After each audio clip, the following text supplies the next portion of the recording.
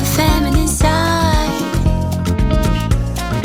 The standpoint.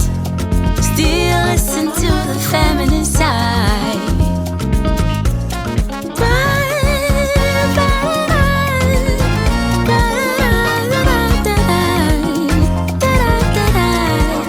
standpoint.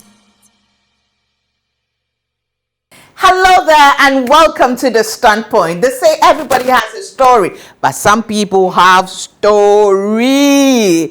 Today we are privileged to have in our studio, the studios of Standpoint, The Standpoint. 15 years of consistency telling the African, the Ghanaian, the global woman story over and over.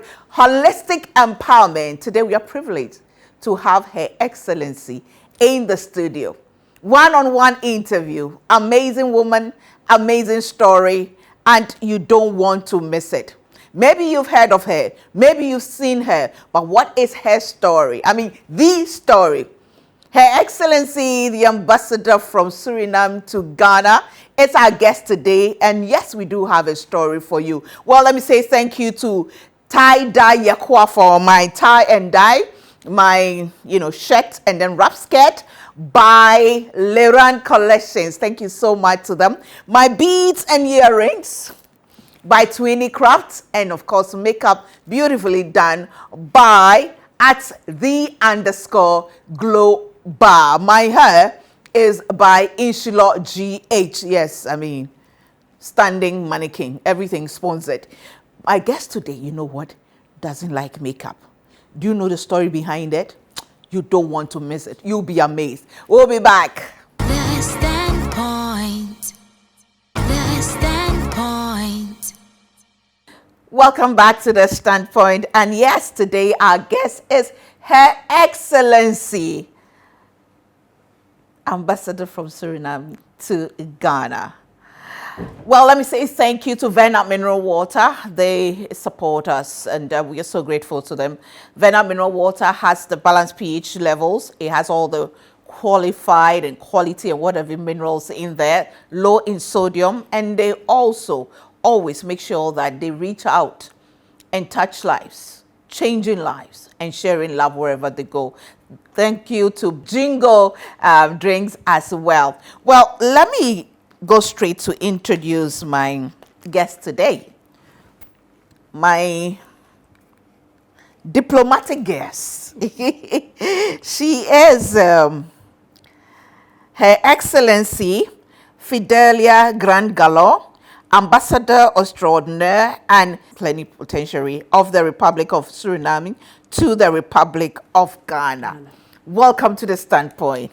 Thank you for having me here. It's such an honor. Thank you so much for agreeing to come. The honor is ours because you see, I believe that whenever you say Suriname, people are asking themselves, where is this country? Exactly. And it's a country that is very unique to the world, even in the region that where we are. It is in South America, right on top of Brazil. And is the only Dutch-speaking nation in South America. And it's the only country where enslaved regroup themselves as tribes, different ethnic groups. So we have like 7 different ethnic groups of Africans, descendants from the African slave trade. And they all speak their own languages. So you have different ethnic languages of African Surinamese in Suriname. After today? Up until today. Started in slavery time. Wow. Yes, and we have like 6 kingdoms. You have kingdoms in it? Oh, we have 6 in the forest of Suriname, alongside big rivers.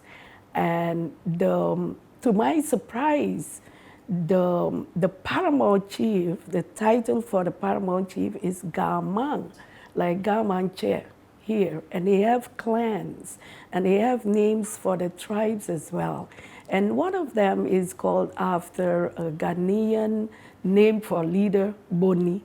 So the Boni, they have 2 names, Aluku and Boni. And then you have the Okanisi or That's Njuka. Okansi. Yes, I thought it was created by them there. Wow. But Okanisi. And Bonnie too, we have Bonnie. Yes, and Bonnie was a fighter, a leader that built his own fort called Buku. It's only when I came here, I hear you have Bukum. Bukum. So the pronunciation is different. And then we have Samaka, we have Quinty, and you have Pamaka, and you have Matawai.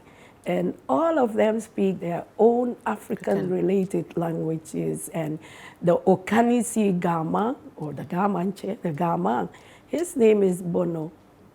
Bono. Yes. That's interesting. We do have so when you came to Ghana and you heard all these things, and were you able to pick up some dialects, some words that are peculiar, that resonates with the dialects of some of the tribes in Suriname? All of them in Suriname. And the first one that I heard, and I was like, how come they know this word?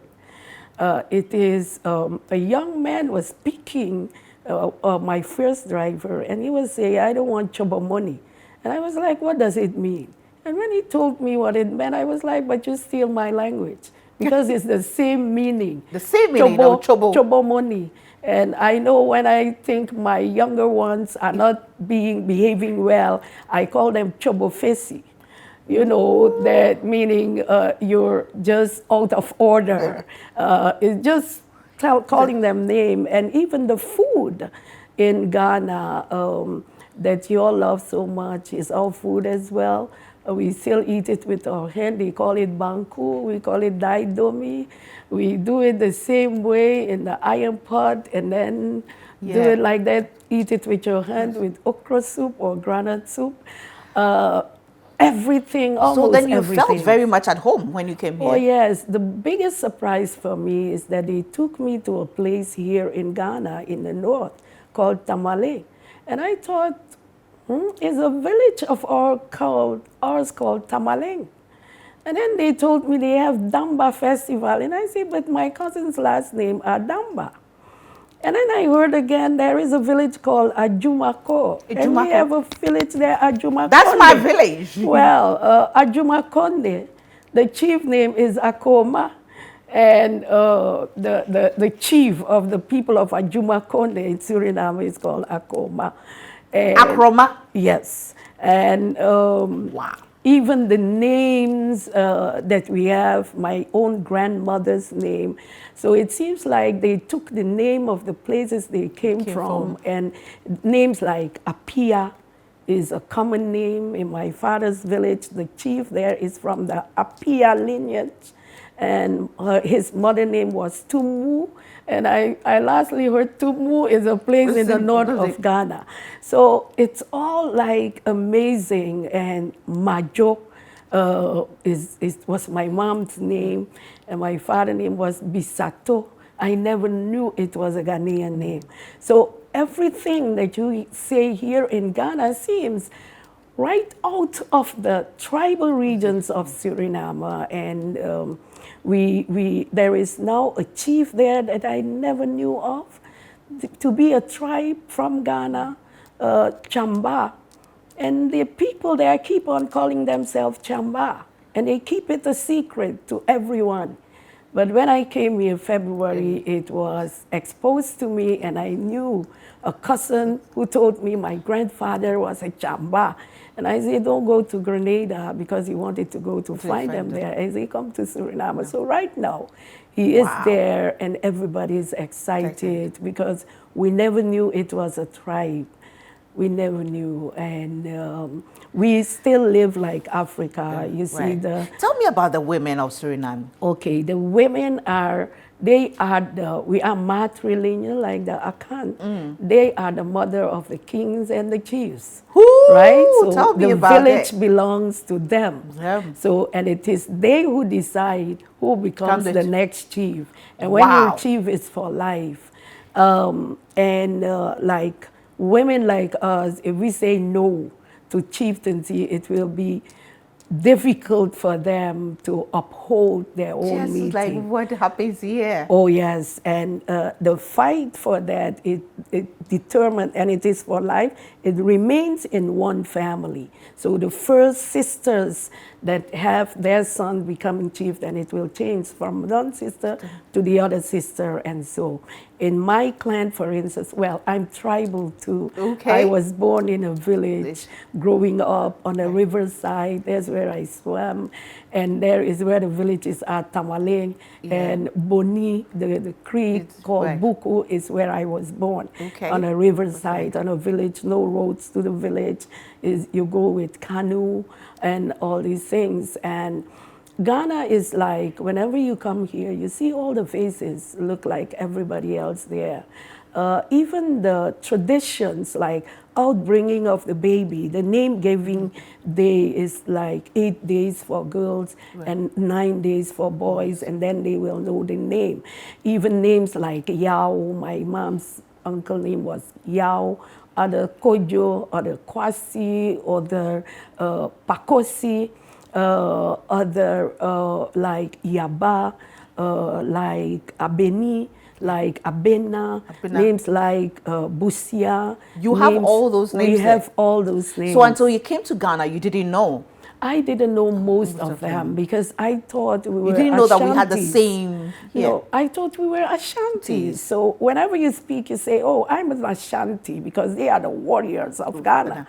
I never knew about northern tribes and the names. It's only when you come here. The Fantis and all the, like, Ijumako. Yes, because Anansi is our story. That is how they bring you up with Anansi's story. You also have Anansi's stories. Oh, yes, and his wife, Akuba. Yes, so we call her Ma Akuba because she's a mother. So we say Ma Akuba, Wednesday born. So we have all those names there and so on. So to me, it was mind-blowing because I came here as a young lady 26 years ago to do a research on chieftaincy. Okay. And I came with 3 gamangs to see if the system is still intact in Suriname. The EU paid for it. Then I was working in the Ministry of Planning and Development Corporation. There's a so-called expert on poverty program and cultural exchange program with Africa. So we came. It was my project. And when we saw what was here, it was mind-blowing, but I knew nothing then because I stayed here for 3 weeks. But the first thing was, if I have to live in a country outside of Suriname, it will be Ghana. Because that is, you feel at home. And when I came to be, I was appointed to be an ambassador, I was so surprised that they asked me to come and be the ambassador here in Ghana. And that is how I discovered a lot more. And it's, every day is amazement to me because I always tell everybody I'm just a village girl. Don't mind me. We don't speak English. We don't speak. My parents could not even speak Dutch. So I had to teach both my parents. They wanted driver's license, but they could not read or write. So my father forced me to teach him the theory. So it took him 6 years because I was only 9 when he started with me. Barely know Dutch. I could only speak our tribal language, which is the Okanisi language, and I would translate it into our language, and it took him 6 years because I had to gradually know the Dutch and how to translate it into our language. How do you say you are amazing in the Okansi? Ijende. Ijende. Yeah, Jende. So as I look at you, I will say Jende Uma. I'm saying that Jende Uma to you. Oh. Thank you. That's interesting. That's and it. You know, I commented that this looks like kente. Your show looks like kente. And you say it's... Yes, we kept the kente in Suriname, and I continue to say in the forest, because when they went out there, they could not weave the kente. So what they do, they mixed up the colors of the kente, and they can do it manually, cut up pieces of cloth and mix it as the kente should look like. And then they will match all, become one piece of fabric. And you know how they call it ase senti? And it's for love when you do it, ase senti. So they still do everything, and then when they learn how to do these stuff, they make all the colors together. I once asked my mom, why are you so colorful all the time? She says, well, we Africans, because they continue calling themselves Africans.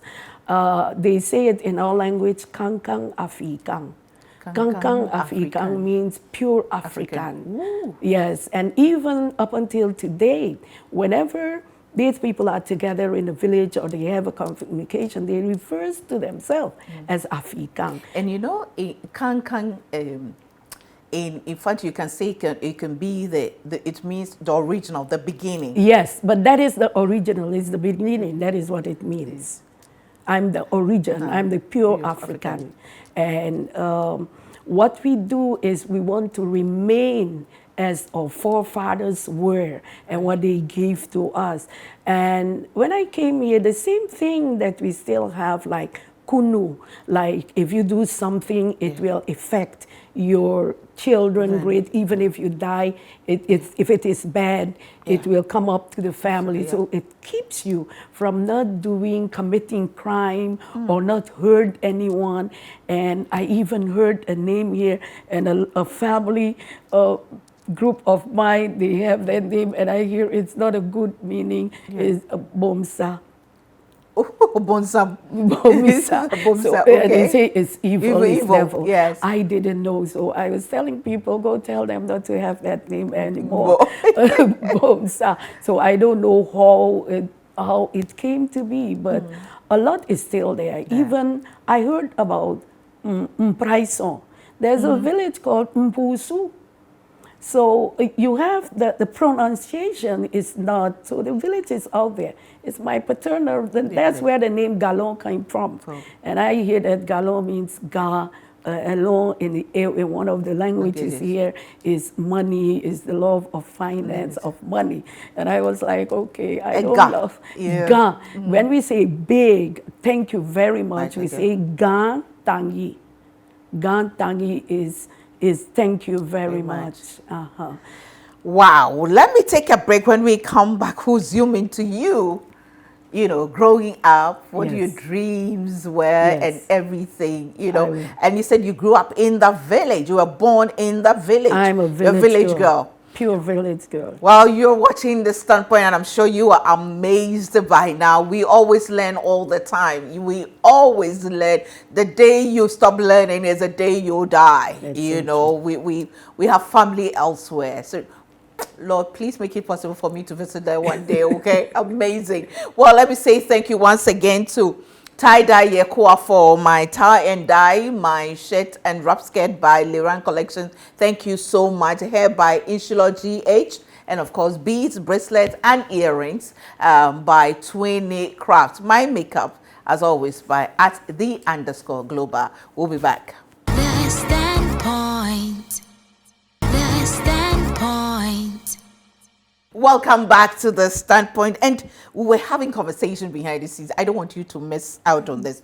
You were talking about the fact that you were the first tribes person to be accredited to Africa. Yes. What does that mean? That means in Suriname we are diverse, but we are one. Let me put that clear. We are diverse, but we are one. That's the beauty of it. Right. But those who stayed as enslaved, they were the one to first go to school and know the English, know the Dutch. Right. So when government came up, they were the first one to be in government, be prime minister, and so on. So they are the first one to become ambassador. The educated one can speak Dutch very well. When they speak, I don't want to speak because they know it. It's fluent, it's everything. But in 2007, the Maroon parties, the tribal parties, came into power of a coalition of almost all the biggest ethnic groups, and the Maroons were there. And then they had the chance now to appoint one of them ambassador. And they asked me to be the ambassador because of work that I was doing before, working in the international realm. So I didn't want to, because I knew who an ambassador was. You need to keep your mouth shut. And I was like an activist. You're not that girl. I was the founder of Maroon Women Network in 2000, and you write your letter to the papers and say things you want to, go to workshop and say it like it is. You think the truth shall come out, and now they come and ask you be the ambassador for us in Trinidad and Tobago. So I said, no, I cannot be an ambassador because I want to say things as it is, but you need to be diplomatic. Yeah. Did you feel it was a way of trying to shut you up? I didn't even think that, but it was, to me, you shut me up. Even if it's not there, but they say you're the one that we want. Because my history is that I was the first one of my region to graduate from the university. Not the first woman, the first person of the region. So it was a big thing already. So when they were to appoint an ambassador, they say, you are the one. We don't have no other choice. And I was struggling. I told them there are men out there that can do the job, not me, and so. But people talk to you and say, do you know what an ambassador is? You can go there. So I became the first one in 2007. Wow. And when I went there, I stayed there my turn for 4 years, and then the other president came and he said, oh, you're good enough to stay one more term. So I stayed there for 8 years, even become the Dean of the Diplomatic Corps then. I was in Trinidad and Tobago in 2008. I was the then president of Ghana. Of the president of Ghana. I was right there. Oh, wow. I was right there. I was one of the special guests by the Emancipation Support Committee. I was sitting in the first row. Wow. Yes. So I was there. I was new in diplomacy. So you see things you want to, so you remain quiet. But in our tribal upbringing, they tell you, when you go to a land, don't go and jump on 2 feet. If you see them jumping on one leg, just jump like that. So you need to study society. So in those years, I was very quiet, but then I found my rural women producers friend, and we start doing Mango Festival. We start doing a lot of stuff. So that's where I learned that you don't have to be very quiet. So you can speak out, but do it the right way. Yes. So, and then I was appointed after some years to come to Ghana again for the tribal community. I'm the first one to be appointed ambassador. But I have 3 predecessors, 2 in South Africa and 1 was here, and my predecessor was a lady as well. But I'm the first one again to be the tribal person to come and to Africa. So that's why a lot of discovery things you are used to. Don't give me a spoon when you give me fufu or those food to eat. No. I have my hand. My mom told me it's the best way to eat it because it tastes better. It's true. It tastes better. And to me, it tastes better. Don't come and show off like with a fork and knife and so thing. No, not for me. And how was growing up for you? Well, that is a very exciting story. The little girl growing up in the village by the riverside. Oh my God. My grandfather was a man of 2 wives. Okay. And I'm the granddaughter of the second wife, the youngest wife. Okay. So my mom was one of the younger sisters. She was the firstborn girl of my grandmother. So when she gave birth to me, she was only 15 years old. And they arranged her wedding with my father.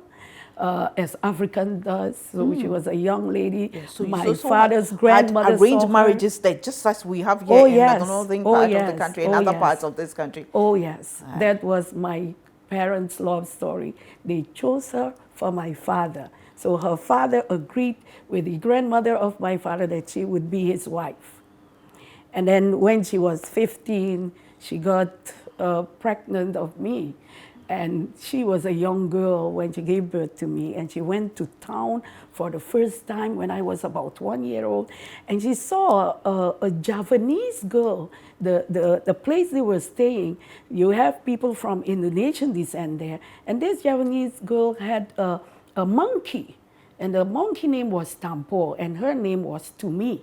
So when she came back to the village, she was like about 16 years old. She, I saw a monkey there, and the monkey name was Tampo, and the girl name was To Me. And her brothers, bigger, older brothers, and younger brothers told her, oh, you know what your daughter's name is? Monkey. The monkey of To Me. And my mom started crying, she said. And then they start calling me monkey. So I grew up saying I look like a monkey. I'm the ugliest girl in the village. So to me is like accepted. How did that do to you? No, I just accepted it. I was the monkey. And every other girl in the village, cousins, were pretty one. My younger sisters were pretty. But to me, it was like, so if you look like that, you don't put up makeup. Because if a man will fall in love with you, he should fall in love with the face you have. Because if you put up makeup, he won't know that you are ugly. You will look more beautiful. So that was for me. No young man in my teenage years could come to me and tell me you're pretty. I won't talk to you again. Don't talk to me like that. So whenever they would come and I hear I look like everybody was distancing themselves, and that was confirming to me more like, you see, because I'm ugly, that's why no young man approaches me. All because of the words spoken by your uncles. Oh, yes. And they were teasing my mom, so it was fun to them. And to me, it was accepted. That is who you are. So to me, no mirrors in my youth years, no lipstick, no nothing, because I need to look pure. And to be pure, that is who you are, and don't lie everywhere. And in my mind... So you took what they meant for, quote unquote, negative, what they meant negatively, you turned into your power. Yes. So to me, it was becoming a teacher. I want to lecture and to tell everybody they are one. Because there was kind of apartheid in Suriname. So those who are living in the forest in tribal communities are bush Negroes, ignorant, know nothing. They live like animals. They live like monkeys. And why I knew this word, one of my nickname in elementary school by the non-tribal young people in my school was Chobomofu, meaning filthy mouth, not good. So to me, I just accepted Chobomofu. So you say it as it is. You just speak your mind. Okay. And to me, I have to study to become a teacher to lecture, because my mom was like, no one is worth more than anyone. We all came with the same ship from Africa to Suriname, so we all are brothers and sisters. But she was telling me, you see the Alcoa company that is working bauxite here, one day if you educate yourself, you might be in one of the offices and they might come and bring you coffee. And I was like, okay, that's what I want to be. So I want to become a teacher first, and then I can go and work in the office. And the other thing in my childhood was like, they said I was the smartest in the village. So the one thing then is that everybody was come up to you. My father was, he didn't want me to have the white man's education, he said. So when I was 9 years old, he said, since you're going to this white man's school, because my mom, the nuns were coming in the village, and she asked them if I could go to school because she wanted me to understand the Dutch. And they said yes. I was 5 years old. So I went. And my father that didn't agree with it because he wanted the African culture and all the, to represent him, because Africa was very dear to him. So he says, since you're going to the white man's school, teach me how to do my driver's license. So translate it to Dutch. And it took him 5 years. Because I barely knew Dutch. So in 5 years, I knew it enough. So he passed his driver's license exam. And my mom, on the other hand, said, oh, teach me too. So I translated everything into Dutch. and she got her driver's license like that. And to my father, I had to listen to the news and translate it from English to our language too. You're a born leader. Is that leadership? You, That I of had to course. do it. So Of course. I know everything about Gaddafi then, the Suez Canal, the problems, the struggles in the world, even Idi Amin. I had to translate to my father, and I had another opinion. He was telling me he's the leader of Africa. And I was like, Dad. And he would not listen to me. No. But he said, that's the leader. Yeah. He wants the African to be Africans. And I'm like, okay. So you just translate and do what you had to do. That was my childhood. And being the best in school is like other cousins who were not that far who were saying, oh, her mom took her age down. That's why she's younger than us. But I was really younger than them. Yeah. So I had that. So I was more a lonesome person. So I read a lot. I have read a lot. And that improved my Dutch and my English as well. You took your pain and turned it into your power. I don't know. Yeah, That that's is what just they come. me. You turn it into your power. Yeah, you accept, okay, so this is what you say I am. Okay, fine, this is who I am. So what can I work? Amazing. Now, let's look, how many siblings do you have? Between your mother and your father? My mother and my father had 11 children. I'm the firstborn. They had 3 girls and 8 boys, but 2 of them are gone. So your mother, my mother carried 11 children? 11 children. Wow. And I'm the firstborn. So I have 2 other siblings. I'm the shortest one, and I'm the darkest one because my mom complexion was brown. They say whoever see her picture thinks she's an airway lady because she has the same features. And she was a beauty. And we always told her, Mom, you never gave us your beauty. Oh, she did. Look at your smile. She did. You were beautiful, and you have a beautiful story. Let me take a break, and then when we'll come back, we'll look at, what you want your legacy to be. As the girl who grew up in the village by the riverside, the first of her tribe, of her region, to achieve so much. And I believe you said you set up the Negro Women, the Maroon Women Network. Yes. And, we'll talk a bit about that and what you want your legacy to be. The younger generation of women in Suriname. You're watching The Standpoint. Again, say thank you to Venap Mineral Water, Beagle Drinks, House of Food, Auntie Vera and the team. We are so grateful to you, Mrs. Ofori Poco and her family. Yap Cleaning Services, Juice Time, 100% fruit juices from the farm to the factory to the bottle, and then, of course, to the shelves as well. We'll take a break. When we come back, we'll wrap up with this amazing woman and beautiful story. We'll be back. The Standpoint.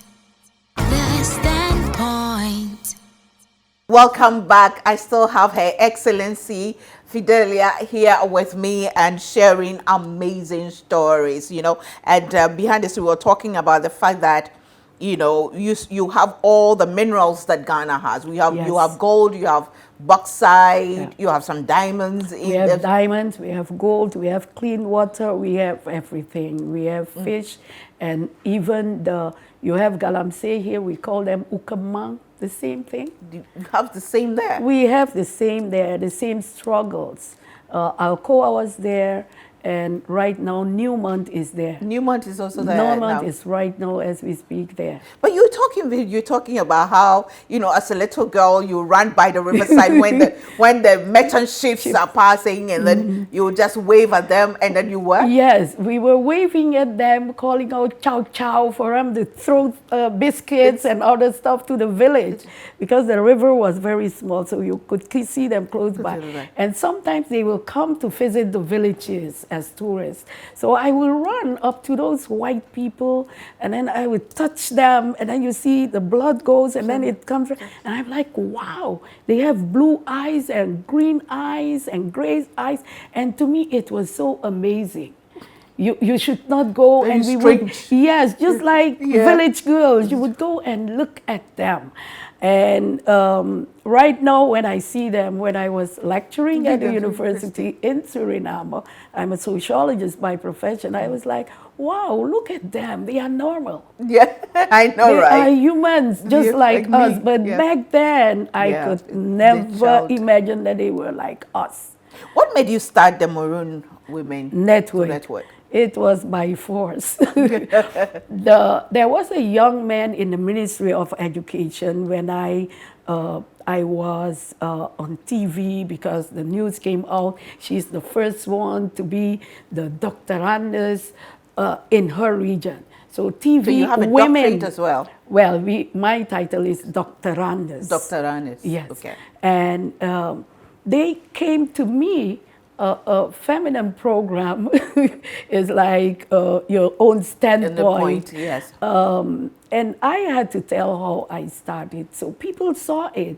And the Maroon man said, hey, Fidelia, you need to start a women's movement. I said, no, I'm a Christian. I'm not going into there. I don't believe in feminism. Yes, I lecture at the university, the ideologies, but no, I'm not one of them. I won't go fight men because I'm a decent Maroon woman and I'm not doing that. And I'm a church-going girl, right? So it came to the office. I was doing the micro project program.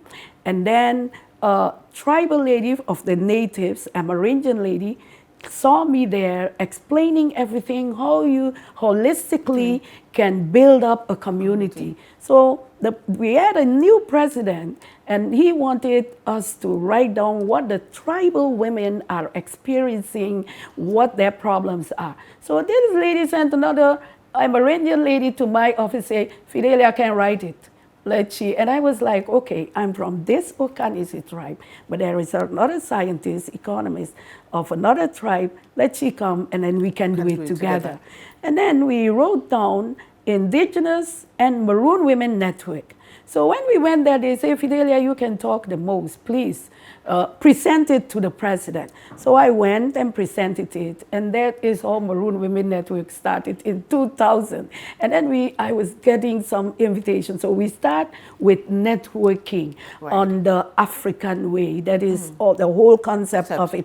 Network and let everybody empower themselves with their own strength and understand that women, that is what I took. We are strong in Africa. Women, we make the kings and the chiefs and the men to take care of us.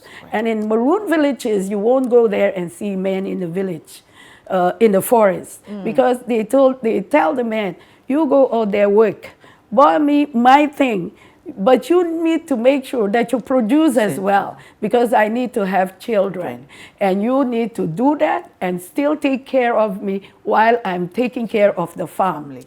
And make sure food is on table because you provide it. That is how it is.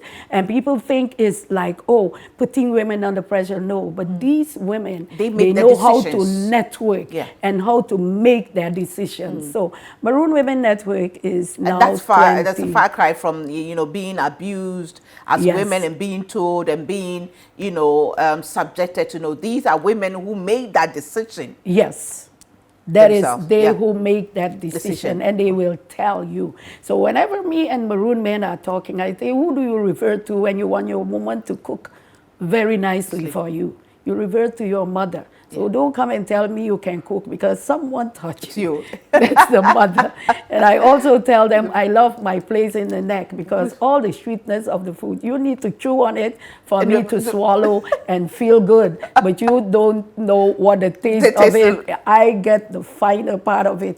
And if I don't pull it down, it will not be taking all the vitamins in your body and give you the brain to be healthy and to work with. So don't say I'm under you. We are equal. We do different jobs. Right. It must not add up. Everybody has their own way to say, hey, why a woman is strong. But women are very important in our society. We cannot work. And men in their meeting will always say, the women are our boss.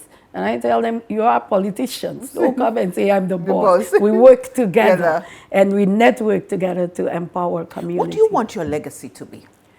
Well, With all that you've achieved, what you've worked for, from where you're coming from, what do you want your legacy to be? Well, if someone can learn from my story, learn from it. Sometimes you don't have to accept what people say you are. You need to know who you are. Because the best thing that happened to me is to listen to what my mother had to say and my father challenging me to produce and to make sure, well, you went to school, so let me see what you learn. So you have to always prove yourself, not because someone forced you, but it's because you want to. And if you keep that, even if you don't want a job, make the best out of it. Because sometimes when my predecessors were here, Suriname didn't know much about Africa. But when I came, I just be myself. Right. And now, a lot of people of Suriname are telling me, Fidelia, I want to come to Africa. How does it look like? So we get a lot of questions. And right now, kings are invited to go to Suriname by politicians to say, hey, come and celebrate this day with us. And a lot of people now. So for me, it's like, I am Fidelia. I am Mafide, as they call me. So that is my nickname in Suriname. So be yourself and trust God in everything you do. You're a success. They might win, but you conquer. They might see as they win, but you conquer. You conquer. Yes. They might win, but you conquer. Yes. Do you have a family of your own? Oh, yes. My husband is from another tribe. Okay. That is where the balance comes in again. Yeah. He is Matawai. Matawai. So I do not speak his language. He speaks my language. So he speaks Okanisi. So I told him, your language is a bit too difficult to pronounce. People might laugh.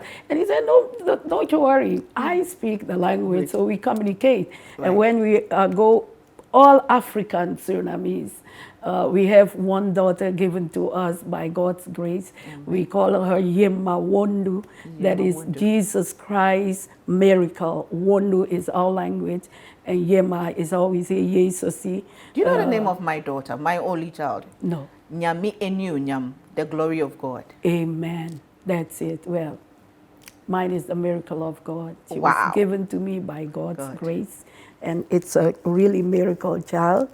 And she came to us at an old age. You know. How old were you? I was 53 and she's 10 now. I was 47 and she's 6 now. We are the same, I think. Yeah. Right? So when no wonder we clicked the first time we met. Yes, I think so. Because I'm telling people I'm an old lady. I'm an old village girl. You know? and to me, it's like, I'm telling her, please, don't grow old. I want the baby. I don't want a big woman. Is she here with you? She's here with us. She's here with us. And when you come back, we'll come visit. I'll come with my little girl to visit. Okay, she loves friends. She told me, Ma, when we go to Ghana, adopt a baby for me. And I say, who will take care of the baby? You will take care of the baby, but please adopt a baby for me. And I say, your mom is so old now, and that's I will be busy, and so. That's amazing. I mean, woo, that's a story. Just be yourself. Yeah. Because they might conquer, but you win. You know what? In my experience, the more people push you down, the more God lifts you up. Because coming to Africa, people, whatever happens in Suriname, they say, oh, if Fidelia was not there, this would not happen. I say, but I don't have anything to do in this. You know, people come and they see their chances and they do. So please don't call my name, but they still. Yeah, of course, they still. You are the vessel that God uses. That is you. That is the Lord. So I want them to give God grace and to trust in God all the time. Amen. And you know, one last thing I did not tell you. When I first came to Ghana, as a good Christian woman, you cannot speak satanic language where I am. So to us, these African words were satanic as Christian. And when I came, I went to Elmina Castle. And then I heard a word that my cousin, he would call me and say, oh, Fidelia Kejama Kejampon. I would say, in Jesus' name, I rebuke you. And when I went into Elmina Castle, I heard Kejampon. And I asked the girl, what does Kejampon mean? She says, no, it's Twejampon. And I say, okay, Twejampon, what does it mean? She said, the God that created everything. And I was like, what? So I went back and I asked them, what does Twejampon? And I say, what does it mean? The God that created everything. And I say, but that is African, that is trees. They say, well, yes, that is our ancestral word for God. Nana is a God to us. The Lord, Medase, is also known. They will sing a song, Medase o Nanae. And I was like, don't sing that song. That is evil. You know, it's only when I came here, I was like, oh my God. You know, I always say, people who do not know their identity, they don't know their tradition and culture, are really, you know, lost. I mean, sometimes you look at how Christianity was taught to, especially Africans. Kills us. And we just abandon, we think everything, you know, I am married to a chief, you know, and when I got into that traditionals, I got to understand so many things. I mean, before that, I would say that, you know, we don't talk about ancestors and all that, but ancestralship, it promotes purity, promotes goodness, because no bad person is considered an ancestor. If you're an abuser, you beat women, you are not an ancestor. If you're a thief, they throw you away in our tradition. If you're a thief, you're not an ancestor. So you know that I'm also a presenter of programs in Suriname for 24 years now. I have my own gospel program. Up until today, I interview people still at Radio Shalom every Friday. So I'm a radio presenter as well. And I've also been doing this for 26 years. And I'm an ordained pastor. And I know the Lord for 39 years now. Next year will be 40 years. Amazing. We must have a program to celebrate your 40 years in ministry. That is next year, November. November. Thank you so much. You are a woman of history, a woman of knowledge, a woman of wisdom, and definitely a godly woman. Look at the village girl. So you see, to me, it brings you back. It's like the Sankofa narrative. When you look back, you say, Lord, if my father was alive and my mom was alive, to see this, it's like we need to give those who make us be where we are. All the fights that I have made me and led me. Because of Maroon Women Network, I was ousted of my church, you know, because I was teaching people making soap. You know, and that was not spiritual. So you cannot be in the church and teach Maroon women how to make soap, to earn their own living, and to promote the pangi, the rap, and the meaning behind it. No, you don't do that. And what I have on, I purposely put it on because those who enslaved and stayed in the plantation were speaking with their Dooku. Yes, we still call it Dooku.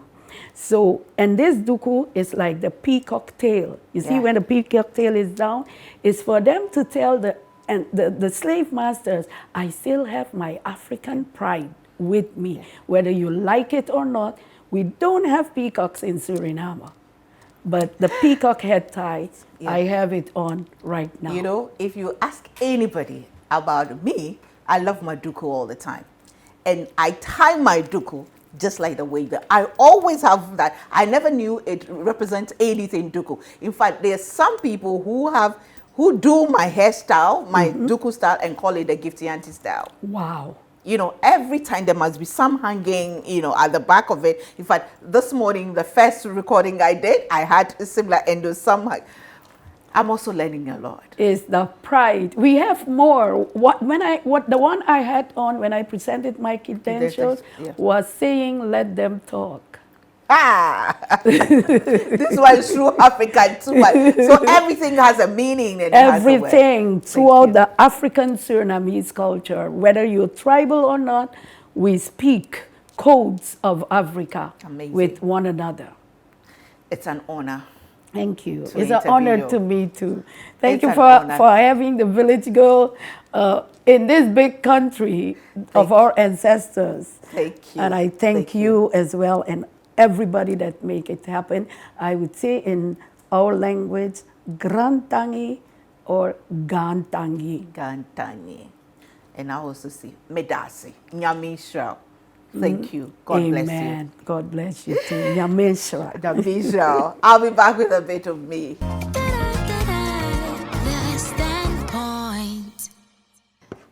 Count it all joy when all the odds seems to be against you. That doesn't sound right. Quite recently, I shared a video and I shared experience about how I was so, embarrassed, so stressed and so angry that I had to literally beg all the time to raise money to, do the charitable, projects and give to the poor and vulnerable in society and all. I went into how God told me that, listen, it's for a reason. Let me ask you, what is your current situation? What are you going through? What are people saying about you? Is it possible that you use that as a tool to achieve something for yourself? They say when they throw the stones at you, pick them up and build a platform so you can stand on it. There's been too many stories of people who were, accidental baby, unplanned, or what you can call it.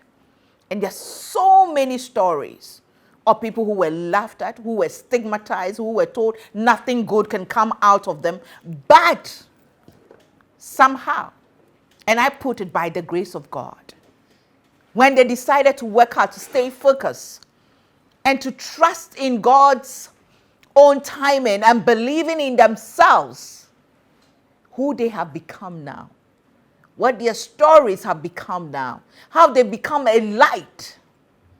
And oh, by the way, you can only shine bright when you're in a place of darkness. Please make sure you have a conversation with yourself and find out what you can make of this situation, how best you can make something unique out of this. No seed is a bad seed. No situation is hopeless. Nobody is useless. You are worthy, woman. You are worthy. You are amazing. You are phenomenal. And I need you to believe in yourself and to work with what you have. Sometimes life doesn't give you anything, but you need to find something and build something for yourself. I'm only but a woman with super crazy faith in God, but I've been called into boldness to work with whatever life gives me. But I know every step of the way that God has got me. Lady, God has got you. Thanks for watching. See you same time next week. Bye for now.